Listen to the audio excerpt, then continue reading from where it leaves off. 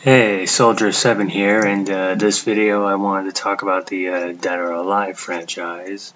Now, I must admit, I'm not really a huge fan of the Dead or Alive franchise, but for anyone who has been following this channel for quite some time, or at least for the last few months, you know that not too long ago, I put up some gameplay of some from the Dead or Alive franchise, from the two most recent games that were released, Dead or Alive 5 Ultimate and Dead or Alive 6, which I know have been out for quite some time now. I mean, yeah, but the thing is that this was my first time playing those two this year. I mean, it was my first time picking up a Dead or Alive game in years, probably, yeah, long time.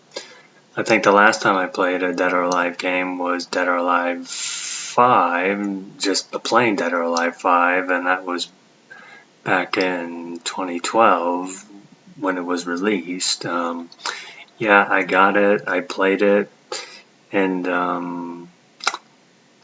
I don't know. I guess I didn't keep it for long. I guess it didn't really interest me. It didn't even interest me enough to make some gameplay footage out of it, which I did do back in the day more often. But now I'm just doing more videos like this now. But still, being that said, after picking up the two most recent ones, just out of curiosity,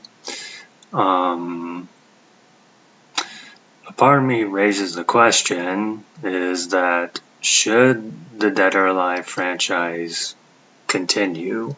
And the reason why I say that is because after playing these two games, I did look at some of the reviews before getting them, and after playing them myself, you know, I kind of have my own opinions. I mean, personally, I thought that, well, at least for Dead or Alive 5 Ultimate, I thought it was okay. I thought it was good for the most part. Not as good as Tekken. Everybody knows, who may know me, knows that Tekken is my favorite fighting game of all time. And I like a couple of others, like Mortal Kombat and so forth. And Street Fighter, which I have been critical of before, has somewhat caught my eye with the most recent one, Street Fighter 6. But anyway, I'm not going to go too deep into that. I just want to talk about whether or not if the Dead or Alive 5 franchise should continue. Now, after playing Dead or Alive 5 Ultimate, I thought, okay, this is interesting. I don't know how much different it is from the basic Dead or Alive 5 because it's been so long since I played it. All I just remember is it not being too interesting. But then I played Dead or Alive 6, and I remember it getting a lot of criticism. Well, maybe not a whole lot, but it seemed like a lot of people didn't like it. Even some of the hardcore fans didn't like it, and me personally, I'll admit, it felt like a 50-50. Like, I didn't think it was off. I didn't think it was completely great, but I didn't think it was completely awful either. But I guess I can understand why it got a lot of criticism.